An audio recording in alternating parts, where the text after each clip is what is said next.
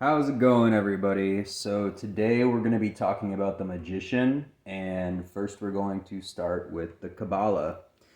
So, the magician is associated to the Hebrew letter Bet, which means the house. Now, Bet on the tree of life is located here between the crown and Binah, which is understanding. So, Binah is associated with the powers of Saturn. So Saturn is a restrictive force. It is contractive. We have our expansion here in wisdom, and we have our contraction in understanding. Now, the reason that it is expansion and contraction is because when we understand something, we are taking in, we are digesting. It is input to understand, to be under. So, wisdom is to give, to have an outpouring of force. So, we were talking last week about the fool and it being associated with zero, and zero penetrates everything. Now, when we have a power between the crown and understanding, it is a contractive force. It is concealing something. It is concentrating down. So this is zero and this is one. So one is the first number of form, it's the first number of material, and it holds all other numbers within it. So zero is the nothingness of all numbers, and one is the somethingness of all numbers. So therefore, it is zero trying to understand itself, trying to constrict itself down so it can better look at what's actually going on. So therefore, the magician is the house. It is the house that the ox or the unspeakable is creating. Now, houses hold people. They are a means of life, a means of protection. When we protect ourselves, we are concealing ourselves. We are trying to preserve ourselves. So concentration also has to do with preservation. And when we concentrate something down, we can actually better look at it. It's, when we compress something into a smaller viewpoint, we can get a better look at it. So that's all I'm going to say for now about Bet on the Kabbalistic tree. There's tons more that we could talk about, but we're going to move on to the tarot card. So first we're going to start with the magician. Now, the magician is the powers of one. So as we said, one is the first step into form from zero. So one geometrically is represented by a dot, and it is a single point. And so we can start to draw similarities between a singularity in a black hole or a white hole and a single point of existence, which is the magician, which is one. So, as I said earlier, the magician is associated with the house. Now, the magician is sitting in a garden. Okay. He is concealed within a garden, and this is his house. Nature is man's house of form. That is where Adam and Eve were placed, in the Garden of Eden. And so that is the first place that God placed his creation. So, thus, the magician is placed in a garden. Okay? So, we're only going to talk about a couple of details here in the magician, just to save some time. First, we're going to talk about the infinity sign above his head. So in A.E. Waite's book, he says that this represents the Holy Ghost. More appropriately, I think, for modern times, it represents the infinite powers of zero, the infinite motion of the non-existent meeting the existent, meeting form, the non spiritual part of form meeting the spiritual part of form. So magicians, their job is to use spiritual energy to manifest things that they want or desire on earth. And so they need to manipulate spiritual force and natural force to communicate between the higher realms and the lower realms. Thus, he has the as above, so below uh, posturing. So, next thing I want to talk about is his table of operation. So, the altar or the altar, represents the field of operation, the field of view, the field of existence. So within this field of existence, we actually have the four elements. We have the pentacle, we have the cup, the sword, and the wand. Now, these represent the elements. When a magician goes to work, they must use the elements of nature, of form, to better communicate with the above.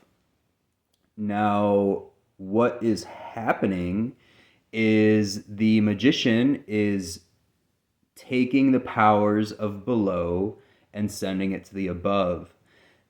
The magician is also associated with Mercury, and Mercury is the god of communication between all the worlds. It is the infinite motion, or it is the god that takes intellectual power and moves it between the realms. So in the Kabbalah, Mercury is actually assigned to the intellect, and so what Mercury is actually doing is capturing messages, concealing it, and putting boundary around it, and thus sending it to the above. If we are not very specific about what we desire and what we want when we try to work with magic or try to manipulate forces inside our universe, then it's not going to work. So the magician basically represents being able to constrict your desires and will into a specific point so that you can manifest what you want. So this is the A.E. Waite tarot card, or this is his rendition. Next, we're going to look at Paul Foster Case's tarot. It's very similar, just some minute changes in detail. The altar was shifted more towards the left. What I do want to point out here, though, is notice how the masculine forces, the wand and the sword, are enclosing the feminine forces. And I think what they're trying to intimate here is that the masculine force gives to the feminine force to better protect, to better conceal it, to better preserve its life power and its life force. So now we're going to move on. Now we're going to look at the Thompson Lang Tarot. Now this tarot deck came out of like 1929. And there's just one thing I do want to point out in this card is that instead of a cup, it's a vase. So what this artist, I think, is trying to say is that you can harvest the flowers of desire and of life and put it in the vase and appreciate it on your altar, on your field of operation, to better conjure good feelings within and powerful will and drive. Okay, so next we're going to look at the Manly P. Hall tarot card. As you can see, the letter assigned with this one is actually Aleph, but the books and the research that I've done is it's more assigned to the letter Bet, which is the house. So here I really want to point out the caduceus wand, and this is where it really brings out Hermes or Mercury or Thoth. They're all the same power. Now, as I said earlier, Mercury is the conductor between all the worlds that communicates. It is the messenger from above. So the caduceus wand is really well known for medical. Like, you'll see it on the side of ambulances, you'll see it at hospitals.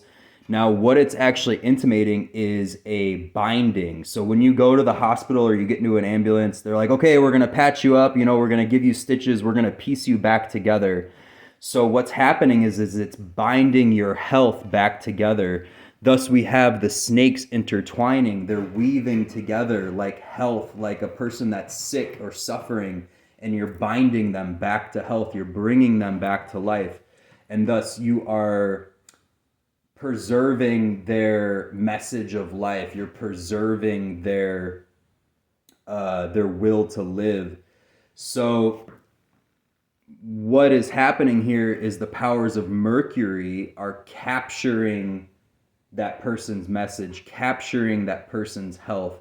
Mercury is a power that needs to have some type of message concealed within it. It is a power that gives, but it is also a power that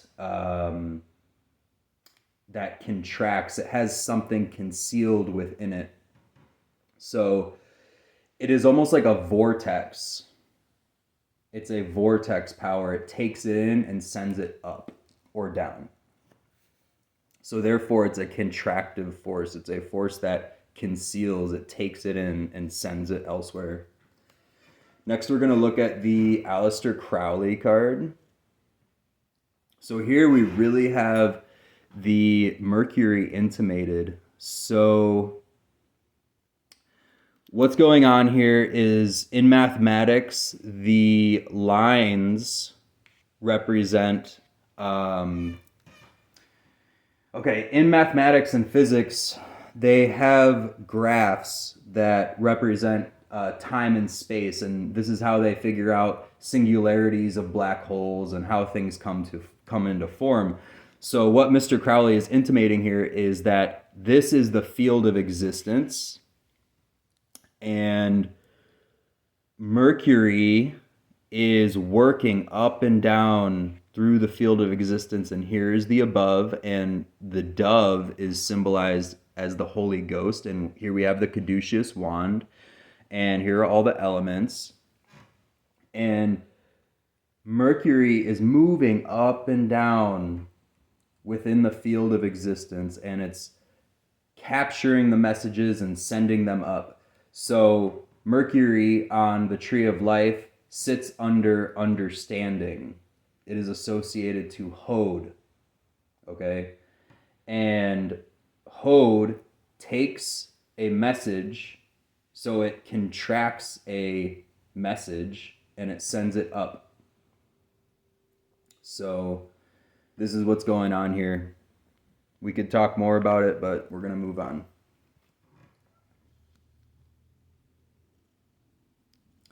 Here we have the Magician, and this is from the Godfrey Dawson deck, the New Hermetic Tarot. And here we actually have the Magician in his field of operation within a circle. Now, when you do magic, some people like to draw a circle around them for protection. And so it actually concentrates the power. And he's instead of the Magician actually being Hermes, he is using the god Hermes and using his force of wand, his six-pointed star, which is as above, so below. It's very appropriate. And sending Hermes up and down so that he can receive the messages. There's a lot of symbolism in this card, and we're not going to get completely into it, but that is what's going on here. Anyway, I hope you guys really enjoyed the video, and hope everybody has a great day.